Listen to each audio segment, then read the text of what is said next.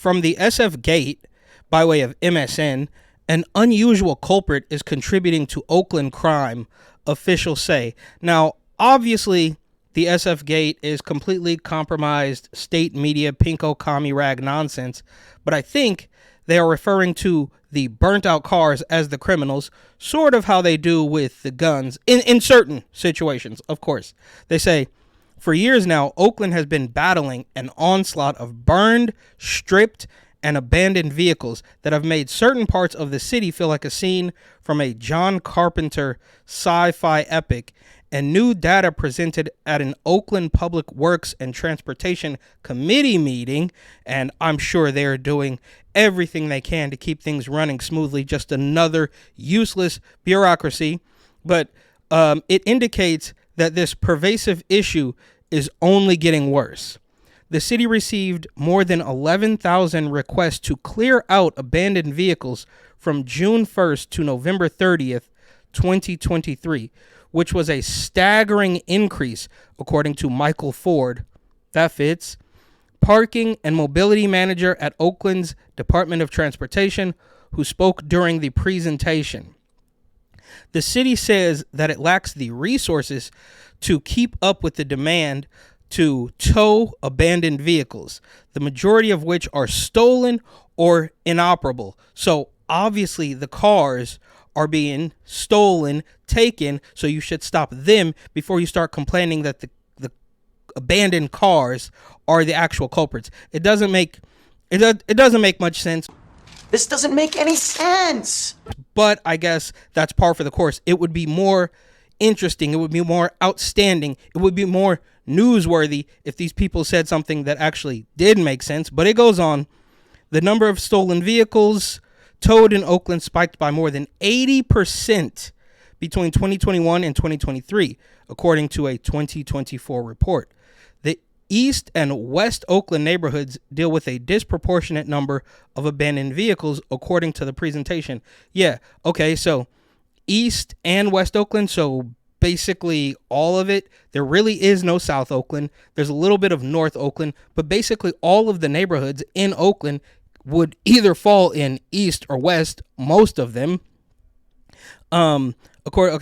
Which encompasses, hold on, let's go back.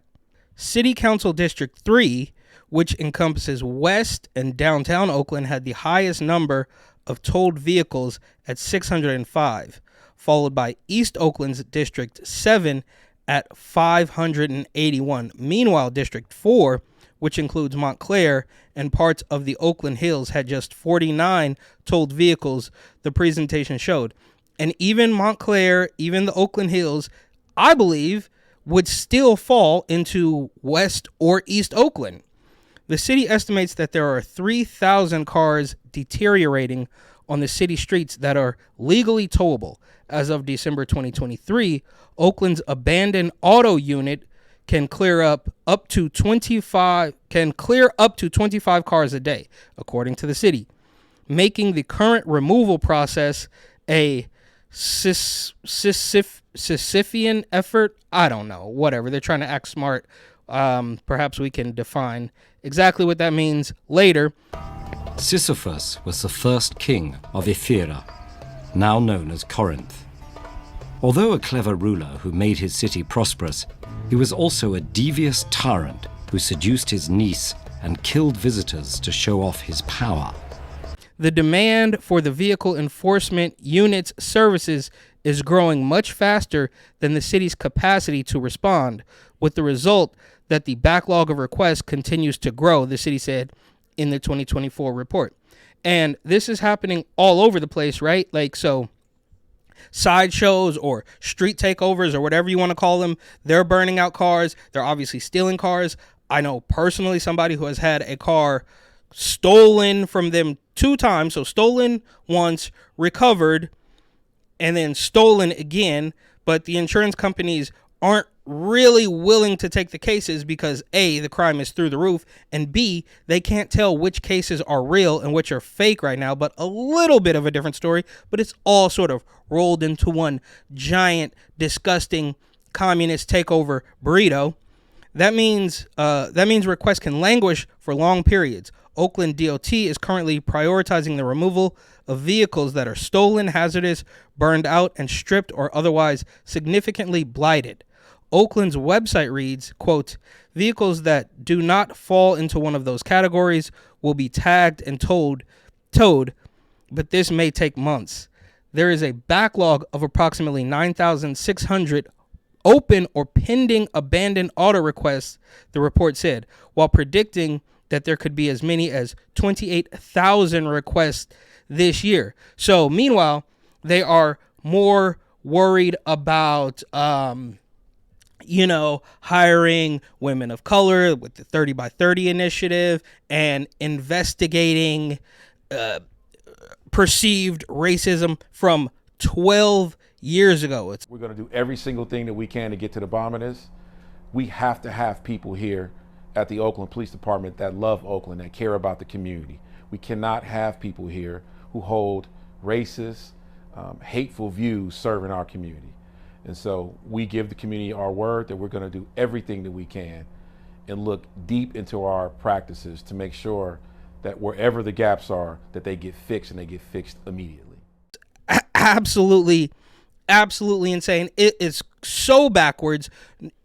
We're at the point now where if you pay even a tiny bit of attention, that by default you become right wing. Not only because you can't side with any of these policies, but just paying attention will, the left, colloquially, the establishment, they don't like the questions. So on two fronts, you become right wing, you become even just a tiny bit of common sense turns you into a right winger for those two reasons, because they don't like questions. And when you do ask questions, if you're lucky enough to get an answer, you're obviously not going to be able to side with these people. So either way, it's a lose-lose, but they're going to keep going. And the article continues as well. Though these burned out and stripped vehicles are unsightly, they're also dangerous because they attract rodents, invite plundering, and lower property values, according to the city, and contribute to the cycle of poverty. Some are even trap cars that harbor drugs and firearms, Oakland Police Department representatives previously told the SF Gate. During the meeting, council member Rebecca Kaplan, she's absolutely awful. We saw her. She's a weird them with a short haircut, and is the only positive comment under any of the mayor's Twitter posts or Instagram posts. You see Rebecca Kaplan. Good job, Shangtao. It's completely ridiculous. But she said that abandoned cars can be used to smash through local businesses, turn tricks, and conduct other illegal activities. They also pollute the streets with fluid and broken glass, she continued. Yeah, so where's all your green hysteria now? Before you know it, we're going to have abandoned Teslas all over the place if they had their way. In response to the new data, presenters asked the city to consider increasing staff. Well, no, you don't have it, right? You hated the cops. They're absolutely terrible. It took you more than a year to replace the police chief, and from what I can tell, he seems a little bit better than what I was expecting them to put in, but you didn't want any of this. Now you have you claimed you didn't want the police because you wanted the chaos, and it helps with your takeover. I mean, it's all a complete mess, to put it nicely. Anyways, okay. In response to the new data, presenters asked the city to consider increasing staff and allowing the vehicle enforcement unit to work 4 10-hour days. The city is also looking into new ways to remove more cars in a timely manner. How did you even get to the point where this is a problem? Abandoned cars? You got people that are struggling to buy groceries and pay rent, and now they're stealing cars and abandoning them on the street, and you can't even clean it up? You wouldn't even clean it up if you wanted to, but that's a little bit of a different story. It's really important that we remove them more quickly, Kaplan said. They also pose a threat to the general safety and welfare of the public, especially children. One East Oakland parent previously told the SF Gate that she felt unsafe letting her kids walk through the neighborhood because of all the abandoned vehicles. Oh, is that why? Is that why you don't want them to walk through the neighborhood? It has nothing to do with the stray bullets that are whizzing through the homes of ACLU lawyers. Justice advocate in Oakland is speaking out about being caught in gun crossfire. ACLU attorney Alyssa Victoria says she's thankful for another day of life after a bullet went through 2 walls of her home last night while she and her family were inside. Victoria posted photos of the aftermath on X. She tells KTVU this happened during a shootout just outside of her East Oakland home around 10:30 on Friday night. Thankfully, no one was hurt. It's the cars. My kids have never walked down the block, community organizer Keisha Henderson said. We're in jail in our own communities. Absolutely.